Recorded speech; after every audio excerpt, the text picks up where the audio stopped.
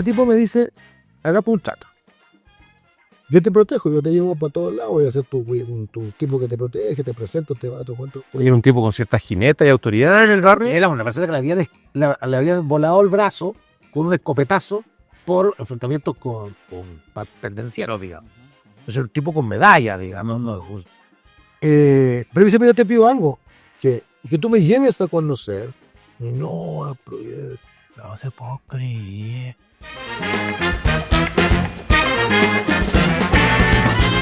Yo que siempre he sido súper pro inmigración, cuando tú ves los fenómenos que están pasando en algunos países europeos, donde la tasa de natalidad de los locales va en picada, no a nivel de Corea del Sur, que o sea, en 60 años pueden tener como un 5 o 10% de la población que tienen ahora, sino a nivel de costumbre. O sea, las mujeres no trabajan, los hombres trabajan poco y no están interesados en ser, entre comillas, productivos. Está bien, nadie tiene obligación de hacer nada. Tienen un montón de niños. Son países donde existe el estado de bienestar. Sí. Los otros, bueno, son cada vez menos. Sí. Los entre comillas, productivos. ¿Qué pasa? O sea, ¿quién va a mantener esos países? Donde además el cambio cultural es muy fuerte porque no se quieren asimilar. No. Siguen en estrecho contacto con sus países de origen, mantienen las costumbres, tradiciones, comidas, etc. Forman territorialmente guetos. O sea, son guetos, pero que se empiezan... Luego el gueto va a ser... El mega gueto. El gueto va a ser los rubios de ojos azules. Bueno, claro. Y eso tú decís, ¿qué va a pasar ahí si tienen bombas atómicas? No. Es bastante extraño todo. Oye, espérate. Si Zelensky reconoce que la mitad de la plata que recibió no le llegó a sus manos, si tenemos el país más corrupto del mundo, probablemente, Ucrania, que en tiempo de guerra se hace inmediatamente mucho más corrupto. O sea, ¿cuántas armas no se desviaron a los grupos islámicos, al narcotráfico? O sea, ¿cuántos generales inescrupulosos que por varios millones de dólares... Arriba de alto, claro. O sea, aunque haya sido el 5%, sí, el mapa del poder cambió. No, completamente. Y además es muy curioso. O sea, lo que uno sospecha generalmente es que por así decirlo, la cronificación de estas situaciones son inducidas, digamos, ¿no? Pues no son casuales. Todos estos elementos, digamos, de cronificación de conflictos, son precariedad inducida. ¿A qué le llama cronificación? O sea, de larga duración. O sea, que no hay perspectivas de resolución, digamos, ¿no? O sea, eso, algo que podría verse probablemente, para bien o para mal, resuelto. Acuérdate que cuando parte la guerra y Ucrania-Rusia, pensamos que iba a durar, era una cosa que era rápida, digamos. Depende a quién le convenía que dure poco. Pero tenía, digamos, esta perspectiva. Bueno, pues estamos hablando de una persona con una potencia militar acá. Esto se va con la sangre que va a haber, con el drama que va a haber, se va a resolver porque estamos hablando. Pero claro, para otras personas ya anunciaron, esto va a ser un conflicto, estos conflictos que no se va a resolver porque no hay ganas ni voluntad de resolverlo de ese modo, digamos, ¿no? O sea, las guerras ya no son de ese modo, ¿no? Y por tanto tienen otras lógicas, otras perspectivas. Y dentro de la cantidad de actores que están involucrados con intereses específicos de reconstrucción, de todo eso, se confirma. Los contratos de reconstrucción ya están firmados. Eso, ya están firmados. Son como 3 megaconsorcios que hacen las reconstrucciones. Y que son los mismos que son los que fabrican las armas. ¿Sí? Los fabrican las armas, dice, pero claro, el discurso oficial que uno ve en el diario no tiene nada que ver los intereses que nada que ver. El humanitarismo también es una gran máquina, digamos, ¿no? O sea, los estudios que se han hecho, la Mariela Pandolfi hace 20 años que partieron, pero antropólogos recientes como, por ejemplo, unos franceses que hacen unos trabajos o sea, no antihumanitarios, sino que han investigado lo que hay detrás de la industria de la ayuda humanitaria, ¿no? Es una máquina, digamos, de mover dinero, weón. De blanqueo de dinero, de traguazo de aquí para allá, de financiar. O sea, brechas, weón, de salario. O sea, el voluntarista, weón, de Médicos Sin Fronteras, que está en la primera línea y gana 1.000 euros, versus el weón que está sentado. O sea, es brutal. Y aparte también con una serie de violaciones de derechos, weón, y no, es brutal. Entonces, todos esos actores que están implicados tienen pesan, pues, weón. No, total. Mira, yo viví en Ginebra. Sí. El departamento más barato te cuesta $3.000, $4.000, donde está lleno de funcionarios de Naciones Unidas que trabajan no de 9 a 5, de 10 a 4, y donde todos están preocupados de, oye, pobres negros de Astia, que no tienen agua. pero nos vamos el fin de semana a Holanda, nos vamos el fin de semana a no sé qué, y tú le decís, oye, pero te podría ir a vivir a África, o sea, podríamos instalar la sede de, no sé, la OMS en algún país que lo necesite. No, claro. Oh, pero todo, sí, o sea, entonces tú decís los intereses que hay, cómo se fijan los sueldos. Vamos a fijarnos el sueldo según la otra organización. La otra organización se lo fija según... Entonces es toda una cosa de los... No, y las reuniones.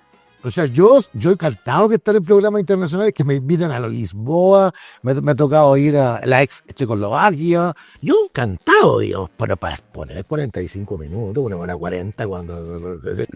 Bueno, te voy a contar yo soy el que me sigo desviando, pero me tocó contratar a un ayudante. Postuló una niña que era abogado francesa y española, extraordinariamente inteligente, había terminado recién un máster en relaciones internacionales y quería trabajar en el mundo de Save the World, las Unidas, etc. Y la acompaño a una reunión, se sienta muy atenta al lado mío, y después se va. Meses después, con más confianza, me dijo, llegué a mi casa ese día, A llorar. y lloré todo el fin de semana. Me dijo, cuando vi lo que Me se cayó el velo, digamos. no, brutal. O sea, creo que es mejor. O sea, eso, parte de lo que vamos a hablar ya, la realidad es siempre mejor. Sí. Creo que la fantasía... Es mejor asumirla para, por ejemplo, en materia política también, digamos, puedo decir, o sea, hacer trabajar con una teoría no utopista, por decirlo de una manera, ¿no? Más realista, es mejor, porque te planteas objetivos más realistas. Ahí hay unas cosas pero es sorprendente porque la gente que sabe llevarlo bien, hay gente que lo lleva mal, se ríe ya. Yo, por ejemplo, tengo una amiga que va siempre a los encuentros de salud, ¿no? A la Raquel. Y yo la molesto a Raquel, pues doctora, estuvo trabajando intensamente, ¿no? Y, bueno, yo la conocí en Ginebra, pero era de las personas valiosas que conocéis. Extraordinaria. La gente que hace una apuesta. Y ella me dice, Mauricio, porque no te puedo imaginar lo fome que es la cuestión. ¿Sí? Pregúntale a la presidenta Bachelet, pero hoy día te puede decir, ¿cómo estamos ya? Sí, pero estamos grabando, de hecho. Es parte de la gracia. Bueno, o sea que aprovecho de preguntarte, Sí. ¿crees tú que es justo, si es que acaso existiera Sí. un mundo justo, que buenos como Lacan hayan aprendido tanto? A mí me llama la atención, no soy psicólogo, no soy psicoanalista, pero algo cacho. Digo, bueno, no me convenza. Hay muchísimos psicólogos que pueden tener teorías muy distintas, muy nuevas, muy wow, Sí. y no aprenden tanto, o tienen su grupo de gente que los respeta, pero esta especie de culto que hay un fenómeno que es distinto a un buen aporte conceptual. Sí. O sea, yo pienso que ahí hay como... O sea, uno le puede explicar de distintas maneras. Yo pienso que una posible explicación es el afán por la distinción, ¿no? Entonces hay como algo en la configuración académica, por lo menos la recepción en Chile. Mira, la recepción en Chile ocurre de maneras distintas dependiendo de las disciplinas, sin duda, digamos. Pero en la psicología se genera algo muy curioso porque la recepción del psicoanálisis clásico es muy distinta a la que ocurre en otros países. En Chile, por ejemplo, tiene un matiz de élite muy fuerte, digamos, ¿no? Es como, por decirte, incluso podría dividirlo por clases sociales, ¿no? Uno podría decir, mira, las clases altas, las élites estudian psicoanálisis. Y se terapean 3 veces a la semana en diván, si eso es...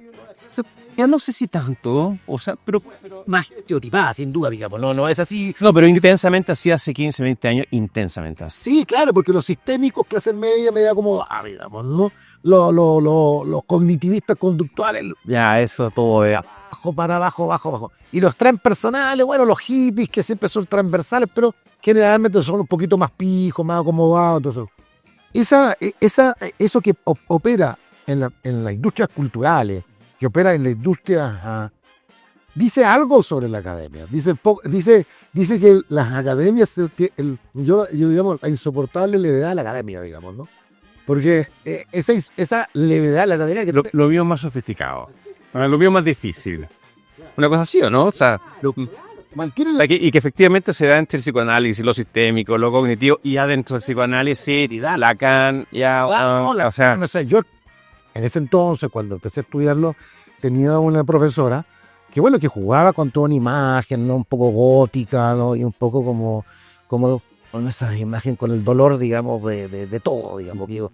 Y con un lenguaje ultra complejo, ultra difícil, que yo, te lo juro, me costaba entenderlo. Pero me llamaba la atención el desafío de entenderlo, digamos, ¿no? Yo creo que se construía un culto, digamos, de lo hermético, digamos, ¿no? Claro, lo mistérico, así. Claro, lo hermético, y como que tenías que acceder a esas claves, y solamente algunos, digamos, podrían llegar a entender, digamos, esas codificaciones, ultracodificaciones que había. Y estaban matizadas no solamente por la comprensión real del tema, digamos, no por el dominio real de los códigos, de las claves, digamos, sino porque efectivamente producían un valor agregado, ¿no? Un valor, un plusvalor que tenía que ver con las distinciones y con las clases.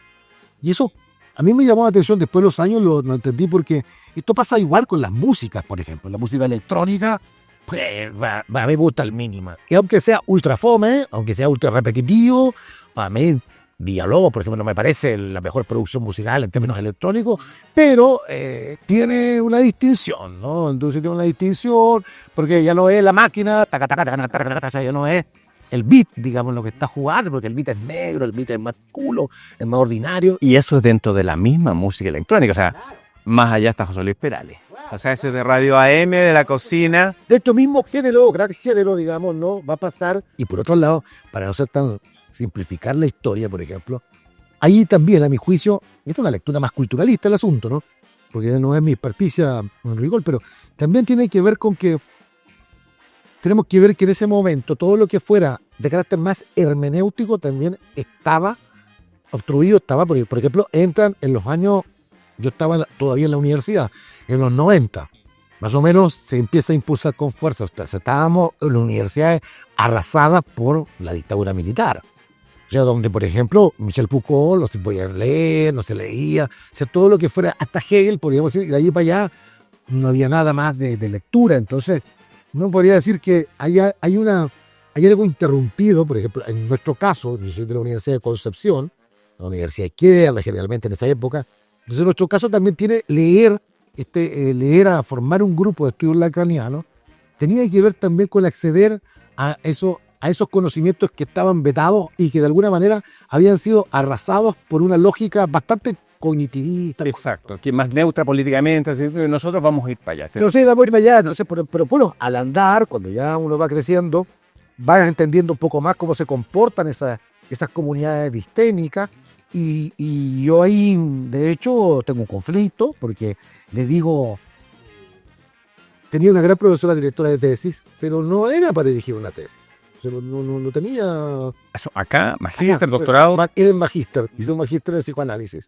Y esa fue mi primera gran capacidad de ponerme a decir, es que yo no voy a pagar este magíster. Yo me voy a retirar, digo, porque creo que no cumple con ninguna... O sea, no tiene la capacidad para formar una persona y dar una... Y me exigían pagar las letras. Yo digo, no les voy a pagar, o sea, porque ustedes... Y más, voy a hacer una disputa porque ustedes no cumplen con el producto de mercado que están ofreciendo, ¿no? Y ahí ya me retiré de la comunidad esa, nunca fui, por lo demás. O sea, nunca...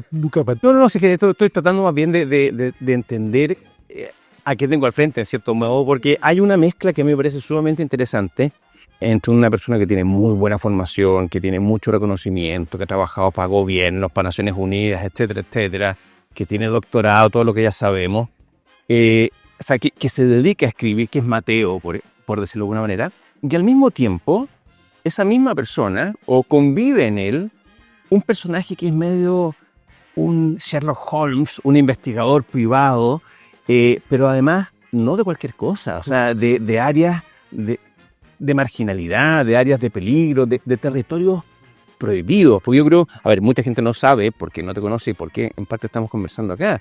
Tú has hecho muchas investigaciones en terreno, y probablemente las primeras que hayan existido, sobre el mundo de la pasta base. Luego, temas de barras bravas. Luego, o en algún momento, todo lo que tenía que ver con el mundo de alto riesgo y contagio de VIH, cuando esa era como la pandemia, y un mundo además súper estigmatizado. También, todos son mundos súper estigmatizados, donde nadie se mete, donde muchos lo piensan en meterse, pero son pocos los que lo hacen. O sea, nadie lo hace por plata ni por moda. Pero quiero entrar a eso, porque es lejos lo que más me interesa, y creo que es un aporte tremendo. Pero también te quería preguntar también un poco por tu lado más académico formal, que ya hemos estado hablando un poquito, y te quería preguntar, o sea, yo lo único que voy a leer es tu perfil en ResearchGate. Tú te metes, buscas tu nombre y mira la web que aparece. Dice: Mauricio investiga sobre gubernamentalidad, me cuesta pronunciarlo, voy a partir, investiga sobre gubernamentalidad política aplicada al campo de las drogas, tecnologías del cuerpo y subjetividades desde un enfoque postestructuralista y transdisciplinar. Y luego empiezan a aparecer palabras como biopolítica, ¿qué chucha es eso? O sea, y te lo digo, no me puedo imaginar, pero explícaselo a alguien que también se dedica a la academia y que no sé si lo entiendo, tú dices no. Y te lo digo también porque tú has estado trabajando en la calle, en la calle, donde la gente definitivamente no habla así. No. Y tú tampoco hablas así. No. Entonces, Ojalá. No sé. No, uno escribe más así a veces, ¿eh? Pero mira, porque, o sea, yo creo que esa lengua probablemente equivocada, probablemente porque todavía no somos capaces de transformar nuestro propio lenguaje, digamos, porque queremos jugar en un planeta, ¿no? Probablemente tiene ese código, digamos, está tratando de tener un código, pero que al mismo tiempo lo habita y al mismo tiempo lo desborda, porque no es un código simple en términos académicos, sino es un plus de codificación, ¿no? Gubernamentalidad, biopolítica, son densas, digamos. está echando la foca un poquito al que te tiene que aprobar el fondo, decir. Pero el tipo de que yo creo que también tiene que ver con ese ejercicio. Hay algo de eso. Reconozco que hay algo de voluntad estratégica quizás también en eso. Pero ya traduciendo esto, digamos, en términos de qué significa eso, digamos, llegué allí a cifrar esto. Porque, por ejemplo, el concepto de gubernamentalidad me dio a mí cuando empecé a trabajar con gubernamentalidad y drogas, a propósito de mi tesis doctoral el 2008, 2009, que en ese entonces en habla hispana nadie había trabajado drogas y gubernamentalidad. De hecho, fue el primer trabajo que se hace. Y en ese entonces me pareció muy interesante el tema, porque en general me encontraba, por ejemplo, voy a abundar en el tema de la biopolítica. Dale. Porque en general me encontraba con que mis colegas, yo siempre he tenido una postura crítica en materia de drogas, y nunca lo oculté, siempre dije, tengo una perspectiva crítica, principalmente vinculada a las medicalizaciones o patologización, digamos, ¿no? A la prohibición, y otra cosa es la penalización y la criminalización, que son cosas distintas. Y por lo tanto, siempre me planteé frente a eso como desde un lugar que me parecía complejo, complicado y a veces participé en marchas, antiprohibicionistas, etc. Y también entre otras cosas. Pero lo digo porque en general la crítica de los colegas, digamos, que uno podría pensar progresistas, lo podríamos llamar en un momento izquierda, como tú quieras llamarlo, ¿no? Pero que son disidentes o son críticos a los modelos hegemónicos en materia de drogas, insistían mucho en la cuestión del control social. Y insistían mucho en la idea del aparato jurídico, de alguna manera. Es decir, insistían mucho en la prohibición y en el aparato jurídico. Entonces, a mí me parecía que esa crítica tenía cierto límite, porque era una crítica que, a mi juicio, era una crítica que apelaba a la cuestión, a una concepción del poder centrada principalmente en lo que los podía liberar o no liberar el aparato jurídico. Y yo creo que el aparato jurídico es una parte, es un elemento, es una dimensión, es un territorio, lo que tú quieras llamar, es un dispositivo dentro de una serie de relaciones de otros dispositivos que participan en la configuración del poder. Por lo tanto, cuando uno se aproxima a la cuestión del gobierno, en el sentido, aquí hay claramente decirlo, el concepto gubernamentalidad lo crea Michel Foucault, ¿no es cierto?, en el seminario Seguridad, Territorio y Población del año 79, vamos a ver. Creo que allí hay una cuestión que es fundamental, ¿me entiendes? Entonces, podríamos, pues, si uno fuera gramsciano, hablaría de la hegemonía, hablaría de otra forma, si fuera, diríamos, el hábitus, ¿no? Y entonces vi una clave que era fundamental de entender cómo nos conducíamos a nosotros mismos en estas prácticas vinculadas al mundo de las drogas, porque si así como nos conducimos de ese modo, también podemos no conducirnos de ese modo. O sea, así como tomó la decisión de castigarme, de culparme, de atormentarme por mis prácticas de consumo y de considerarme un adicto sin salida y que tengo que ir a internarme 4 o 50 años, puedo también obtener otras opciones de vivir mis prácticas de otro modo. No, fíjate que yo creo que el tema, sí, te entiendo. Yo por lo menos te entiendo, o creo que te entiendo, o creo que te entiendo, como decía Jorge, que es más interesante todavía. creo que siempre los discursos, partiendo del tema del derecho que tú decías, la gente tiene una fantasía de la capacidad real del derecho y de los gobiernos o de los estados de operar sobre la realidad.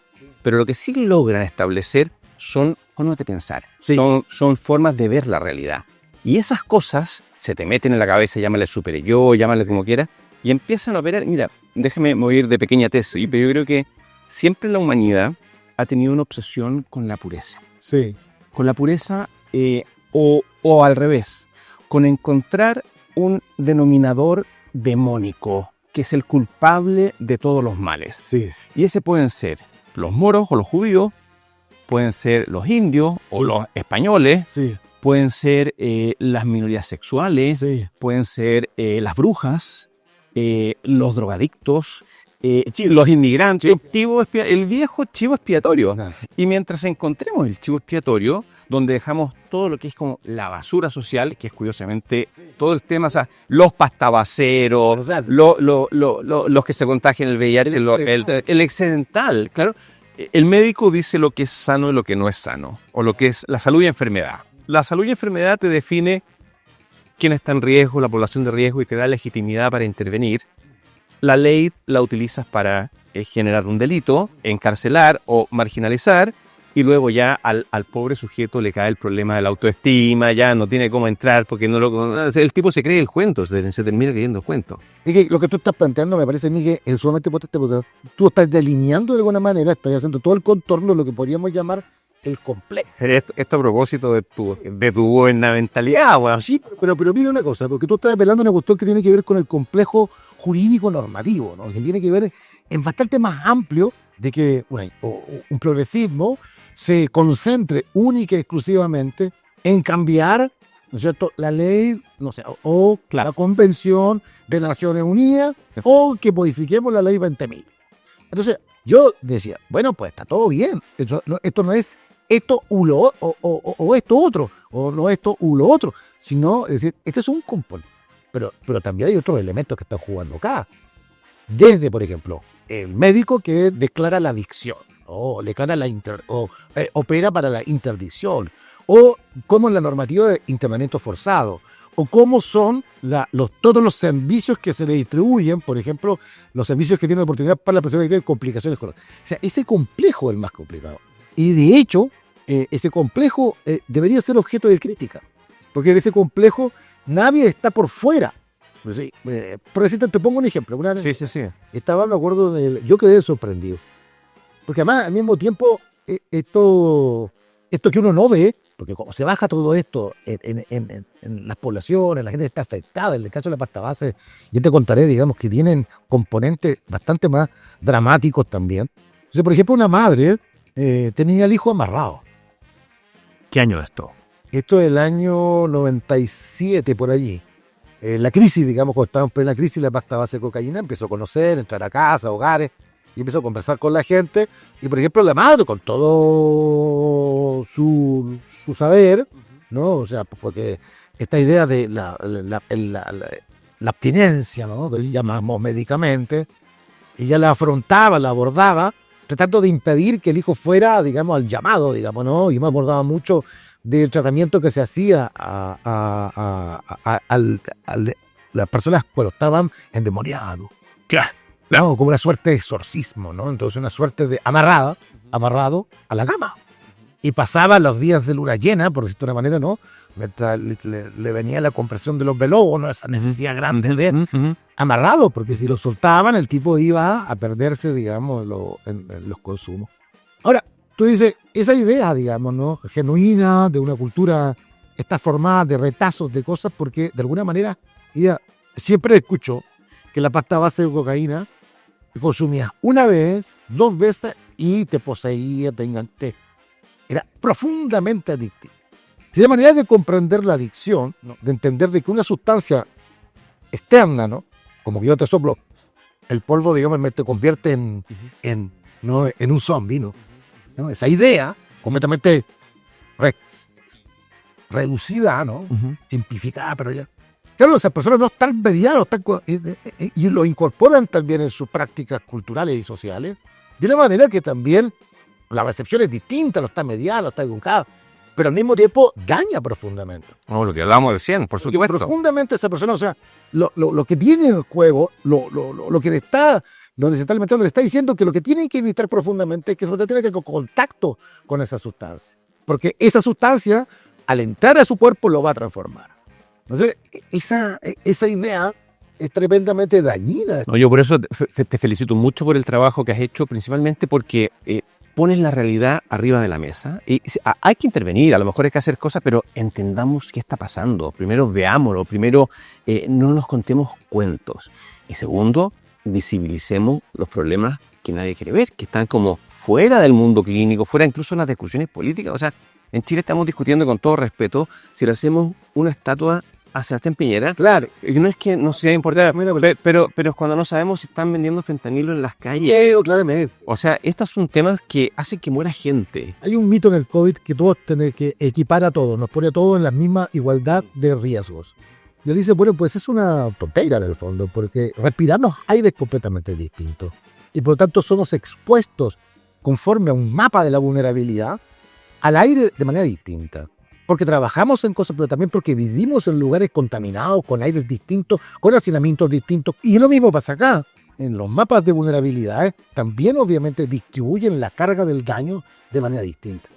Cuando empecé a trabajar con la pasta base... ¿Y cómo partió eso? O sea, ¿qué te dio? ¿Cómo llegaste a eso? Que me imagino te lo preguntará todo el mundo. Es muy anómalo de cierta forma. Yo siempre llegué porque tenía una... Llegué por varias cosas, por el azar y todo el cuento, pero para no para hacer la historia más edificante, pero también el azar te lo voy a contar. Porque escuchaba, estaba muy en boga el tema, digamos, la crisis de la pasta base. ¿Cuándo llegó la pasta base a Chile? En Chile se empieza a hablar profundamente a partir del 96-97, precisamente en la transición, digamos, cuando empezamos la dictadura hacia el 90, la transición política. Entre los 89, 90, 91 empieza el momento increíble, porque tú lo ves que en principio que estuvieran como... Porque cuando me preguntaste si había tenido esto, te voy a contar las historias del trabajo de campo, que son muy graciosas. No, me he salvado de algunas, pero el teatro me ha permitido salvar, porque me ha encañonado, o sea, así. Y yo, ¿qué hago en esta situación? ¿Te hacías este tipo de trabajo? Sí, claro. Pues que, a ver, eso a mí me llama mucho la atención, porque claramente no eres un tipo de la zona. O sea, así como... Bueno, mira, la piel te acompaña mucho. Que con la droga pasa una cosa muy interesante, porque como la coca es de los yuppies y hoy día de los viejos. Claro. La fiesta electrónica son pastillas, MDMA, etcétera. Los negros de Estados Unidos, el crack, el fentanilo. Las dueñas de casa, las benzodiazepinas. Sí, claro. Hay como la gente clase media, el Prozac, los antidepresivos, etcétera. Pero la pasta base es muy marginal. Sí. Es muy marginal. Entonces, claramente, era un extranjero. O sea, ¿cómo no te pensaron que eras un policía? O que eras un... Mira, ¿Cómo se entra en ese mundo y cómo te manejáis? Porque me imagino. pues es rara la historia, porque también, o sea, ¿Y cómo se llega, reitero? ahora, yo había visto el fenómeno de la pasta, porque yo soy nacido en Iquique, soy iquiqueño, y la epidemia de la pasta, voy a poner un nombre médico, ¿no? En términos epidemiológicos, en rigor, parte desde el norte, parte desde Arica, Iquique. Perdona que te interrumpa, la pasta base de cocaína es un producto homogéneo, objetivo. Tú puedes decir, esto es una molécula. Sí. ¿Qué es la pasta Entonces, base? la pasta base de cocaína es parte del procedimiento de producción de clorhidrato de cocaína.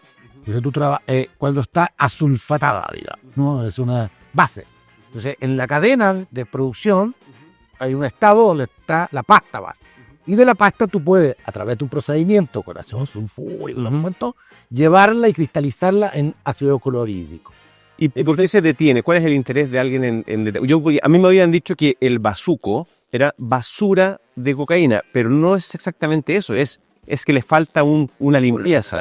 Claro. De hecho, digamos, yo no sé si hay alguna explicación más certera sobre eso, pero muchas veces en algunos países entra la pasta para que en los países se pueda terminar de hacer. terminar de hacer.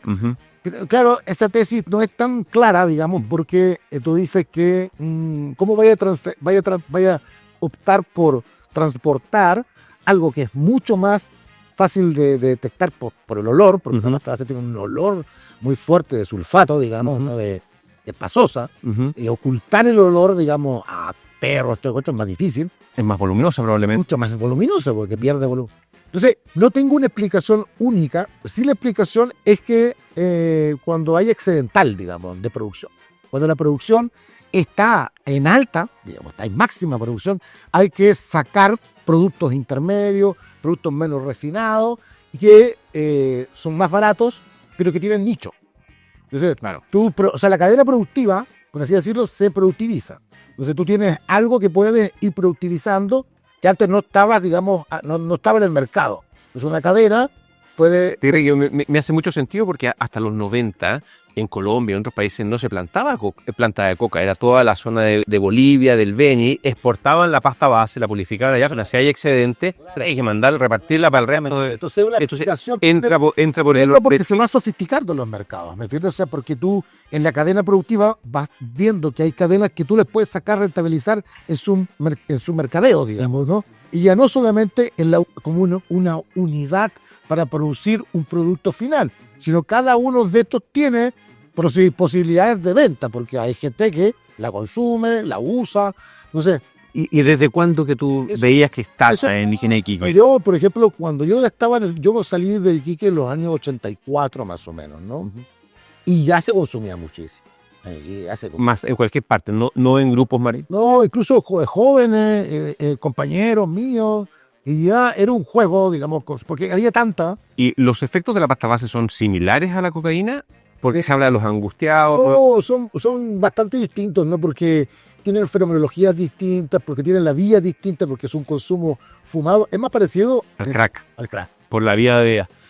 Y por lo tanto por la duración. La vía dura mucho. O sea, la vía marca mucho en la sensación. El inyector, acuérdate que la gente, Ginsberg decía, ¿no? Uno es adicto a la jeringa.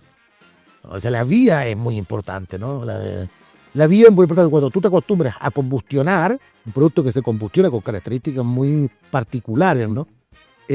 Cruje, digamos, y tiene mucho benceno. Entonces, la combustión arroja un humo que es muy fuerte, muy potente, bueno, y muy placentero, ¿no? Acá el placer también no lo podemos excluir, digamos, ¿no? O sea, cada cual encuentra placer en algunas cosas, ¿no? Y probablemente a que le parezca asqueroso el humo, pero hay gente que le encanta, digo. Entonces, tiene un fenómeno de que tiene un pico muy alto, ¿no? Sube muy rápido y baja, digamos, rápidamente también. O sea, las sensaciones son 5 minutos, que quedas tomado, digamos, con eso, y luego, a los pies, que te vuelves a pitar o a meterte. En ese entonces, yo cuando vi el fenómeno, digamos, lo conocí socialmente, yo ni esperaba que lo iba a investigar, pero siempre me llamaba la atención el placer que había de quedarse callado, ¿no? Era una cosa muy extraña porque yo venía de la cultura canábica, y en la cultura canábica la risa, el hablar bodera o el hablar historia, creer que estamos profundizando, era una práctica de mis contemporáneos que vamos a escuchar música y esto se conversaba. La clase creativo, todo esa macana.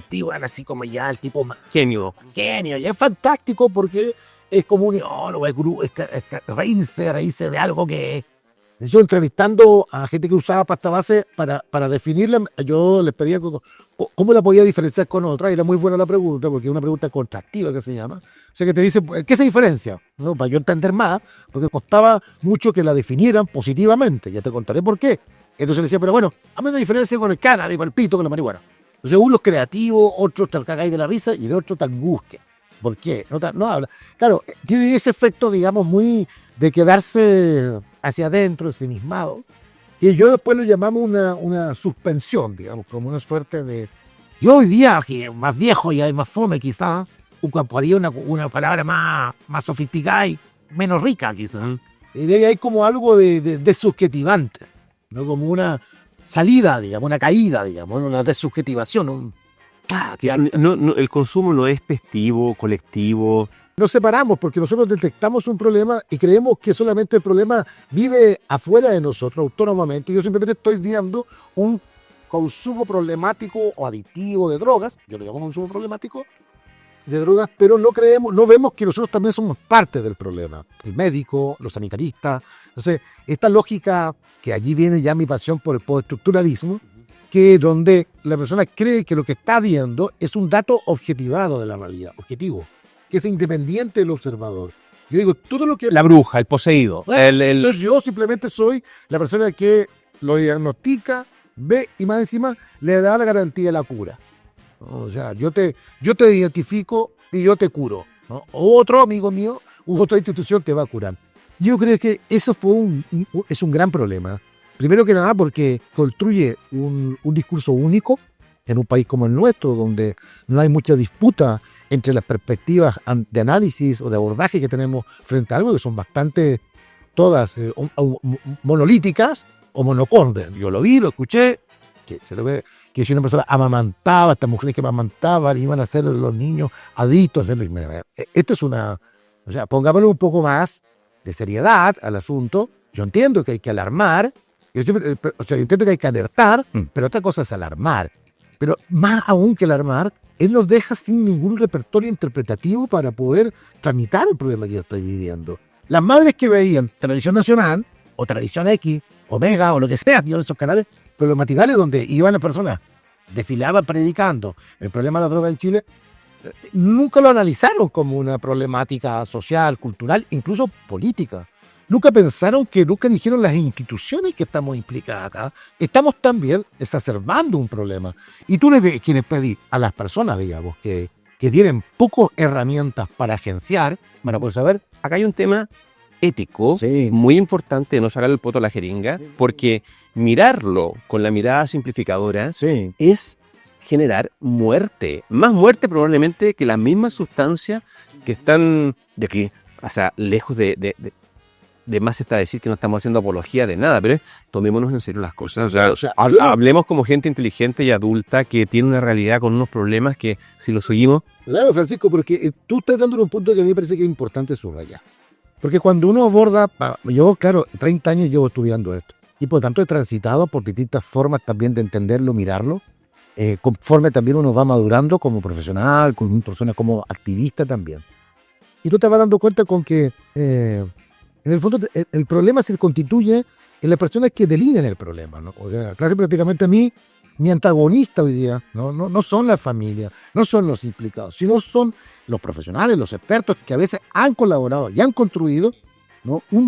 Todo un edificio discursivo, semiótico, material, que nos han llevado a que tengamos un problema serio y grave, y lo voy a decir de verdad.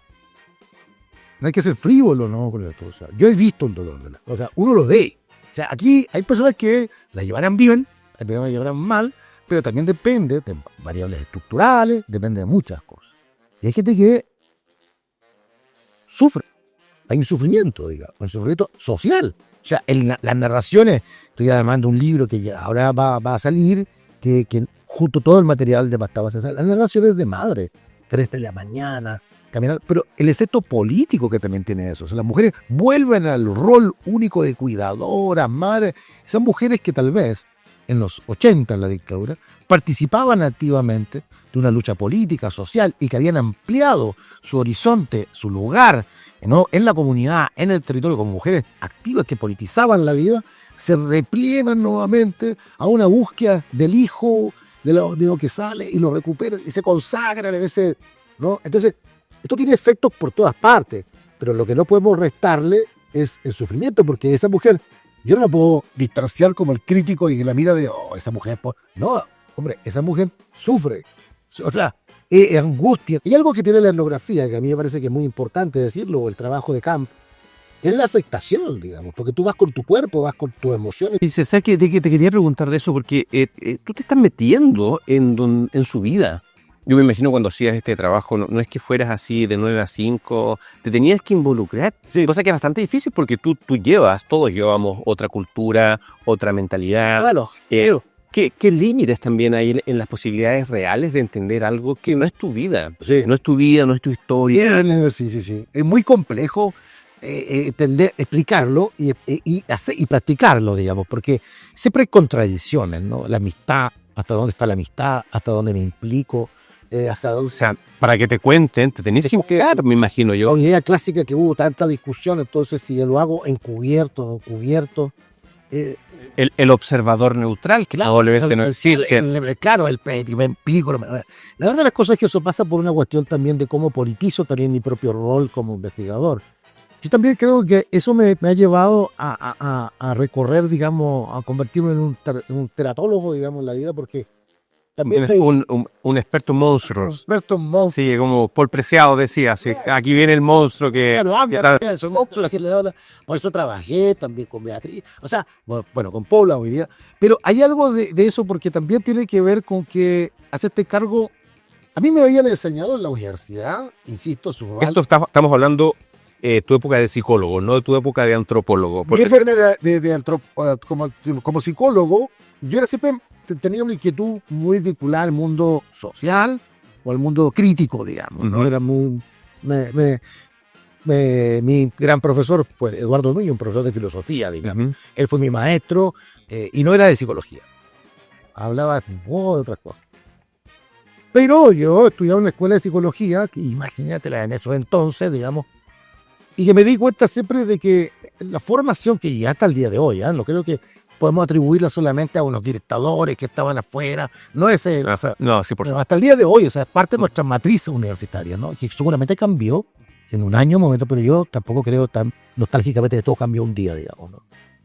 Y siempre voy a poner este ejemplo, me parece muy interesante porque ese día en la universidad las fuerzas policiales ingresaron al campo universitario.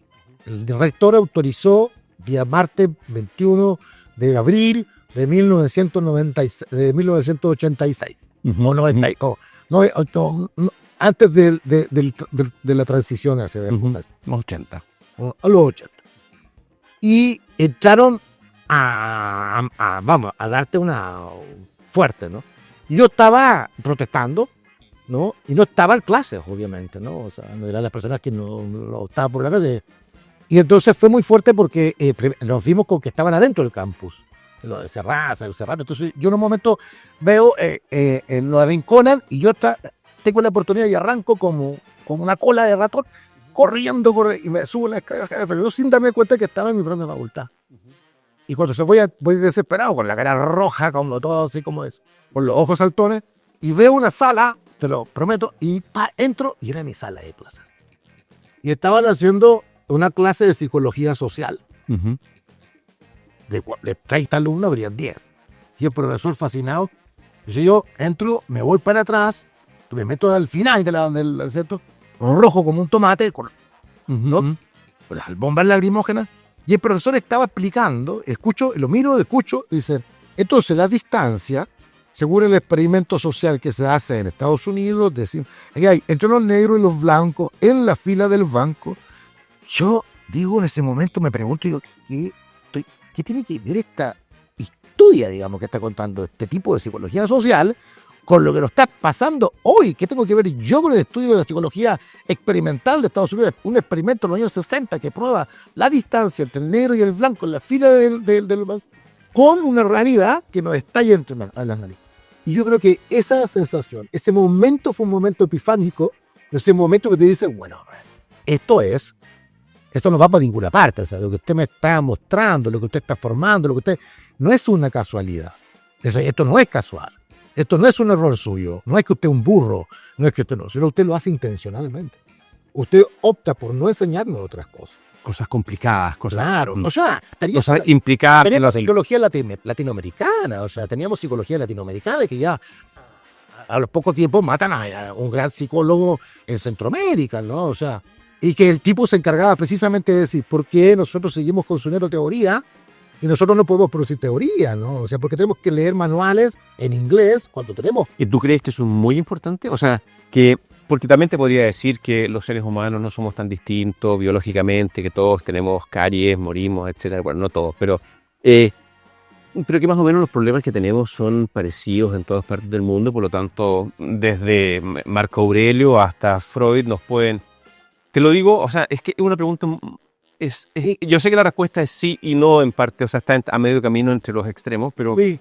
No, porque yo pienso de que la formación no es solamente entregarle contenidos, digamos, al otro, digamos, en términos de contenido, no es solamente cómo vamos a dar cuenta de la realidad, sino que el proceso de dar cuenta de esa realidad tiene una afectación y un proceso de cambio, transformación de uno. Es decir, podemos llegar al mismo camino para decir que esto es una botella, ambos. Pero el camino que hemos recorrido significa que la densidad, el peso, ¿no? El aplomo y la responsabilidad de las transformaciones éticas y políticas que ambos recorridos no son la misma. O sea, podemos llegar a ver la misma cosa, poder tener un consenso de que esto es así, pero probablemente recorriendo al mismo tiempo, pero por rutas distintas. perdón que te interrumpa, pero que había habido una cosa de azar que te había llevado a ese mundo. Porque en ese momento, cuando salgo de la Universidad de Concepción, ya me vengo a Santiago y me puse a estudiar otra carrera. Yo tenía mucha pasión por el teatro. Todavía se puede ver, todavía, sí. Entonces había tenido una compañía de teatro en Concepción. Y como estaba también tan desilusionado con la formación académica, del fondo, pero me encontraba yo que, o sea, la verdad, las cosas que no sé por qué tenía, bueno, no sé por qué está claro, porque te cuento esta historia de ver un profesor poco ético, con poco cariño, poco cariñoso, porque tú tienes que tener un vínculo amoroso con las personas que estás formando. O sea, personas. Un educador y un burócrata son antónimos absolutos y en la realidad coinciden demasiado. Sí, ¿me entiendes? Entonces creo que esa mezquindad, esa cosa, creo que, y además irresponsabilidad, porque tienes mucha responsabilidad en esto. A ti no te obligaron a meter un contenido, a meter otro contenido. No me cuentes del cuento, porque no había una persona revisándote lo que tú hablabas en sala. Entonces es tu responsabilidad. Es más, ese mismo profesor publica un libro 15 años después y no incluye ninguno de los contenidos que en ese momento me parecían faltantes. O sea, era un tipo convencido de lo que estaba haciendo. O sea, entonces me tiene, no seas malo, no te refugies. Bueno, entonces me voy de la universidad con una tristeza horrible de lo que me había pasado y feliz de lo que había logrado construir fuera de la universidad. O sea, fuera de mi sala. Invitamos a profesores de otros lugares, aprendimos, creamos grupos de trabajo, leíamos a Michel Foucault, Grupos de estudio libre. Estudios libres, entonces, o sea, aquí vamos a construir un contrasaber, no nos vamos a quedar con estos saberes pasados, ¿no? Que no nos sirven para nada, digamos, ¿no? Dicho sea de paso, el activismo ya estaba, entonces yo armé un grupo, venía llegando un director de Suecia, que había salido al exilio, ¿no? Y entonces lo fui a buscar y le dije, me lo golpeé la puerta, le digo, golpeado. Y dije, mire, queremos formar. O sea, había formado un grupo de teatro. Entonces, cuando terminé la historia, me vine a Santiago y me vine a estudiar teatro.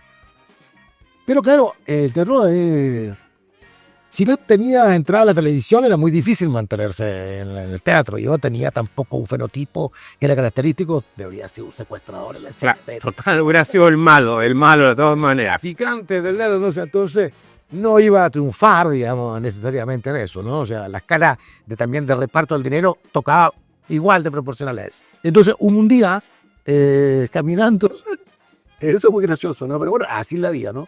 Parece Esto es lo bonito de convertir. Es lo que yo quiero saber. ¿Cómo? Dame. Yo muerto por necesidades. No tengo cómo pagar esto, no tengo cómo pagar. Porque me había venido con un tremendo equipo de fotografía y fui desarmándolo y vendiéndolo poco a poco. El lente, el macro. Y ya no me quedaba de vender, ya no tenía cómo subsistir.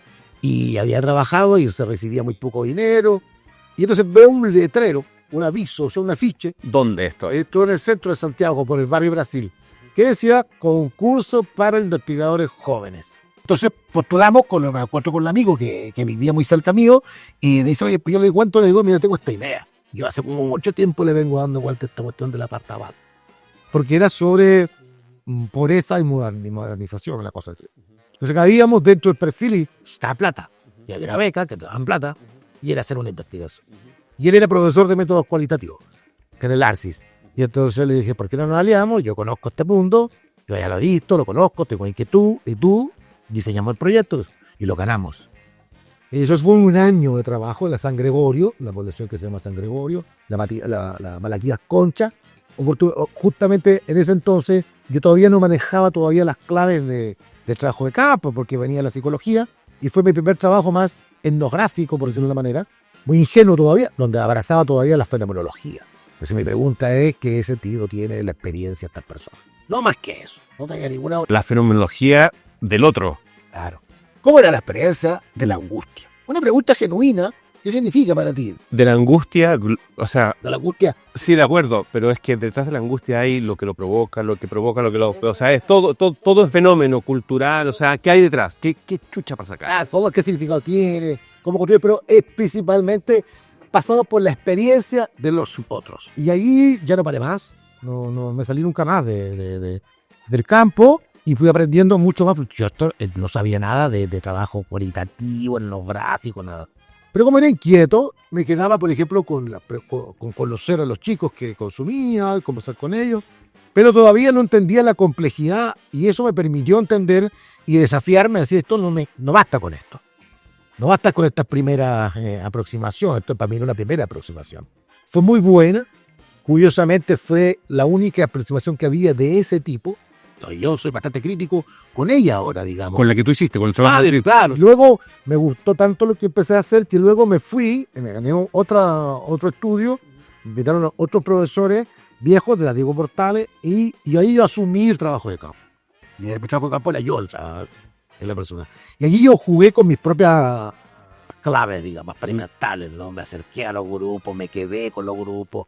Al final del trabajo terminé invitándolos a mi casa, hicimos una celebración en mi casa, no me robaron nada, no pasó nada, los monstruos no son monstruos. A tus objetos de estudios. Los invité a casa, chupamos, pero, o sea, bebimos, todo. Todas esas son definiciones como éticas súper importantes porque, o sea, una cosa es ver algo como un objeto de estudio, como un spoiler, ¿no? Y otra cosa es como una persona. Yo con Doro, por ejemplo, con Doro yo lo quería, o sea, formamos una... Es que es lo normal, o sea, Pero claro, las palabras son muy bruscas a veces, porque cuando uno dice un pastabacero, o cuando uno dice una puta, es una mujer. Generalmente una mamá y probablemente una buena mamá. Pero es que la vida no lo puede reducir al pastabacero, porque obviamente el angustiado tiene una vida que desborda. Se estaba con ellos a las 3 de la tarde. Entonces allí empiezo a ver por primera vez qué es lo que es la bola, digamos, y la pasta. Entonces empiezo a trabajar con mamá, con papá, con todo, digamos, ¿no? Pero mi eje articulador eran los cabros.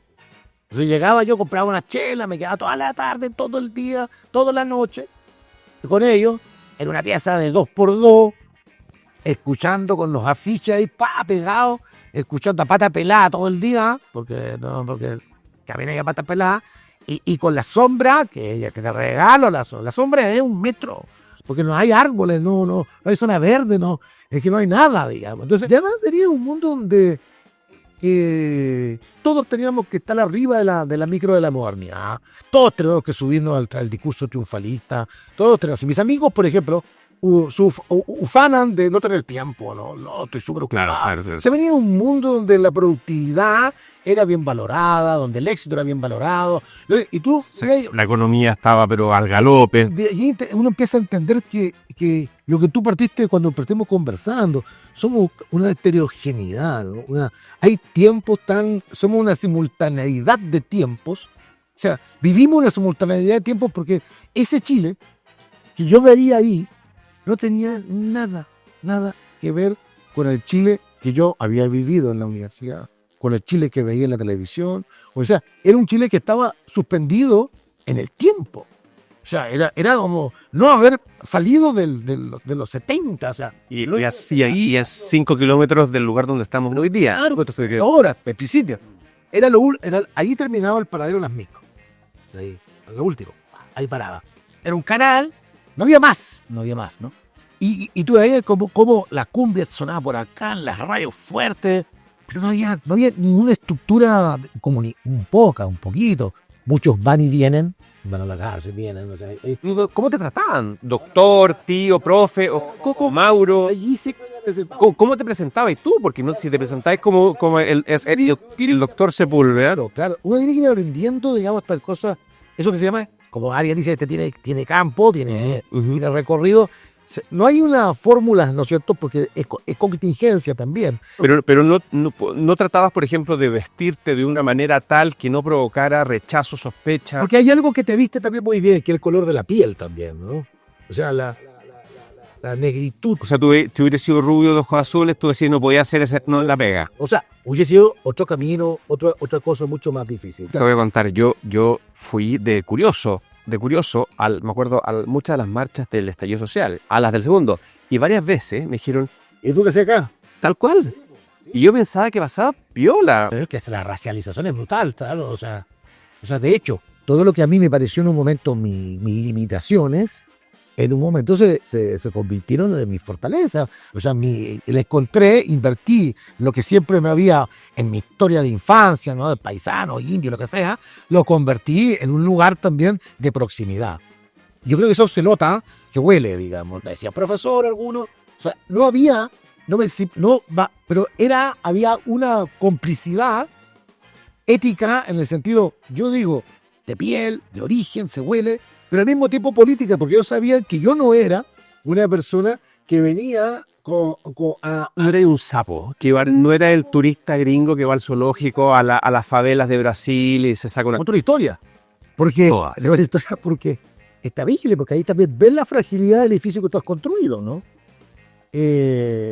Yo paralelamente, después de que termino esto, encuentro un nicho después que termino en la zona sur, en la zona norte, dije, tengo que seguir trabajando. No tenía proyecto, entonces empecé a hacer algo por mí, digamos, por mi cuenta. Autofinanciado. Autofinanciado, Motivación. Me empecé a ir a una zona que se llamaba San Camilo. San Camilo, Atrás de la Universidad Católica, pero ahí y lo demolieron. pasaban otras cosas. Pasaba de todo, de todo ahí sí. Porque era una zona de prostitución, comercio sexual, era una zona de travestis, y había bastante cité, bastante, todo eso lo demolieron posteriormente, políticas de la demolición. Y encontré un nicho. Entonces empecé a juntarme ahí y me pasarme las madrugadas hasta las 5 o 6 de la mañana, amanecía, todo lo cuento, entonces se juntaba una peña de personas que yo ya me conocía. No, yo pienso que es distinto, es decir, estar en ese lugar a las 5 de la mañana y te pilla alguien, no estoy investigando, estoy trabajando. De hecho, me lanzaron una historia, pero pero estoy allí, yo ya había agarrado toda la confianza, yo usaba lentes, siempre he usado lentes. Y no sé por ese entonces tenía esto, por eso usaban unos lentes más de patita de metal, ¿no? Y entonces, no sé por qué se me dio ir sin lentes a ese trabajo de campo. No usaba los lentes. Y veía bien, no sé. Veía bien, estaba tan ciego. Ahora ya no veo. Entonces, pero un día estamos en un círculo conversando y de repente... Como es que me gustaron, fíjate, no veo un carajo, pero son estilosos, bueno, te voy a pedir el dato después, pero bueno. Tiene su rollo. Y estábamos ahí conversando te estoy hablando sin que me la mañana. Conversaron no sé qué cosa, yo no me acuerdo, pero había como un círculo en una mampaga de una casa. Bueno, semi oculto. Y yo estaba muy confiado y de repente un tipo me dice, oye, se te nota la marca de la gorra, me dice. Y yo digo, aquí se desplomó todo, no sé, yo venía aquí como con toda ya estaba, los quería, yo ya me sentaba como si estuviera en mi casa y se nota la marca de la gorra, y me morre frío. Y digo, aquí sopló alguien no porque fuera, pero si no, ¿cómo le despliegue? Y yo le digo, le empiezo a decir, vete ahí. Y sale un tipo y le dice, ¿qué es lo que te pasa, weón? No, pero salgo mucho más. A defenderte. No, me puso lo que se llama la fianza. Que no sé lo que es eso. La fianza es que te dicen, yo te avalo. Mira. Bueno, el tipo le faltaba un brazo. ¿Ya? El que me avaló. Un lindo tipo. Siempre me parecía curioso que tenía el brazo, no tenía la prótesis, nada, tenía el brazo acá. Y esa noche, esto era como a las 4:30 de la mañana, entonces el tipo me avaló, todo el cuento, y me fui con él a seguir. Me dijo, yo le agradecí, y cuando ese grupo se desarma, le digo, te agradezco mucho, vamos a puta, si te caché que es país nervioso. Me dice, mira, pues nos vamos a juntar con unos locos, y nos fuimos para zona norte, yo agradeciéndole, para Huechurá, para atrás, y había como unas fogatas, que estaba a las 6:30 de la mañana, 7 de la mañana. Y yo ya seguí con él porque era como mi salvador, claro. Y era como el perro chico que caminaba al lado de él. Y el tipo me iba enseñando cosas, hablándome todas las cosas. Y después yo le dije, oye, ¿por qué no nos vamos a mi casa a comer algo? Yo vivía con una amiga. Y cuando llego con mi salvador, ya en un estado que digamos, que no eran deplorables, quedaron, pero así como salieron corriendo. No, ¿qué le pasó? Se nos trastornó a este tipo, ya nos trae. Y entonces, bueno, embolsamos, nos tomamos una cerveza y el tipo le dijo, oye, puta, sigamos. A mí me interesa no moverme acá, no tener miedo y quiero seguir trabajando acá. No quiero que me corran así como pretendieron correr. Entonces el tipo me dice, hagamos un trato. Yo te protejo, yo te llevo para todos lados, voy a ser tu equipo que te protege, te presento, te va a tu cuento. Y era un tipo con cierta jineta y autoridad en el barrio. Era una persona que le habían volado el brazo con un escopetazo por enfrentamientos con pendencieros, digamos. Es un tipo con medalla, digamos. No, pero dice, yo te pido algo, que tú me lleves a conocer. Y no, no se puede creer. Entonces hicimos un trueque y yo lo llevaba a los lugares donde él no podía llegar y él me llevaba a los lugares donde, comillas, yo podía llegar, no podía llegar. Me protegía y yo lo cuidaba. Entonces yo lo sacaba de paseo fines de semana conmigo a los pubs, a las mesas, a la... Ya lo llevaba a chupar a las lanzas, tampoco a nada. Claro, tampoco a Costanera Center o a la autocostanera. La vida social del ocio, el ocio de una persona que vive para acá y el ocio que él está muy libre. Bueno, fue una experiencia porque le aburrió absolutamente mi ocio, lo encontró horrorosamente fome y se encontró muy mal mirado, sin duda. Se encontró y dijo, no dio para más y yo seguí. Y luego lo dejé de ver, porque ya me porque seguramente esto lo hice un tiempo, como 8 meses, y luego lo dejé ver y me encontré con él un día que fui a comer a Mercado Central y el tipo estaba con prótesis, estaba muy grande, y nos abrazaba, y todo un momento, me reconoció y me dijo, mira, me estoy saliendo de todo, me salí de todo, estaba bastante más robusto y me encantó. Ese tipo de cosas, lo que te cuento esta historia, que tal vez lo que te quiero decir es la fragilidad, lo que empieza a gustarte este mundo, de entender este mundo, de comprender este mundo, y al mismo tiempo aparece como con una brutalidad. La historia que cuentas es muy bonita por ese desconocimiento recíproco, porque también está la fragilidad de la dueña de casas, del millonario que toma benzodiazepinas de la mañana a la noche, que tiene que hacerse tratamientos violentos que ha estado son fragilidades cruzadas que uno probablemente o mucha gente no sabe dónde están, porque la gente no las anda exhibiendo y no están tan problematizadas como el pastabacero. Claro, pero tipo, yo comparto, porque hay algo que de pronto se desnuda, ¿no? Y aparece la carne afectiva, pero al mismo tiempo con la marca, ¿no? La herida profunda de lo que es vivir en una sociedad profundamente segmentada, profundamente dividida, donde una ciudad se compuso, donde allá están afuera, en la conurbación se encuentran ustedes y en el centro estamos nosotros. Mira, o sea que la semana pasada conversaba de eso con Cristian Nisquer, un arquitecto, y le preguntaba a propósito, porque siempre he tenido esta como obsesión de la atomización, de que vivimos en muy distintos Santiago con la experiencia, y me decía, no hay nada que hacer. O sea, me dijo, tratemos de controlar los baños, tratemos de hacer las cosas mejores, pero ya esta idea de que vamos a tener un Santiago homogéneo, donde todos nos entendamos y conozcamos, no fue. Y allá ya se casó, claro, se enamora, es parte de la fantasía. Y me pegó como una cierta ubicada. Yo estoy completamente de acuerdo con él. Tiene que ver cómo la experiencia está situada. Se sitúa, tiene materialidad, tiene lugar, tiene olor, tiene color, tiene estructura, tiene infraestructura. Te lo pregunto de otra manera. Tengo una pregunta desafiante, o sea, no, con respeto, como dice Julio César. Sí. ¿Y el trabajo que tú estabas haciendo no se podía hacer con encuesta?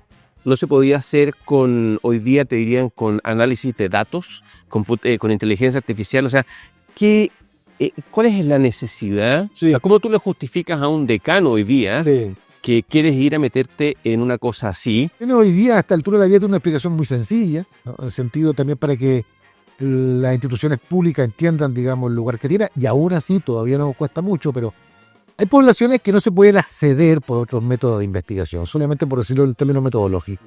Lo que llamamos en metodología se llaman poblaciones ocultas, ¿no? O poblaciones inaccesibles. Por distintas razones, porque se mueve principalmente en el límite de la legalidad. Población sexual, ¿no?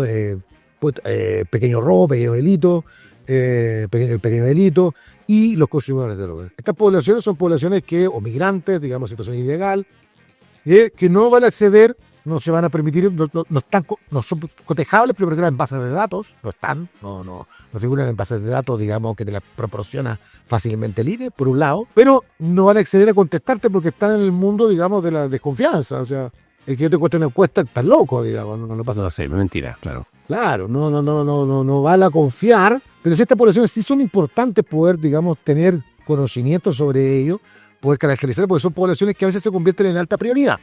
Alta prioridad, ¿por qué? Porque pueden ser difusores, digamos, de algunas cosas. Como fue en alguna época el VIH y la calle San Camilo, partido de la MEA, Exactamente, entonces pueden llegar a ser por eso. Una cosa es entender la experiencia, pensando que la experiencia es la traducción de una vivencia que hace un individuo y yo.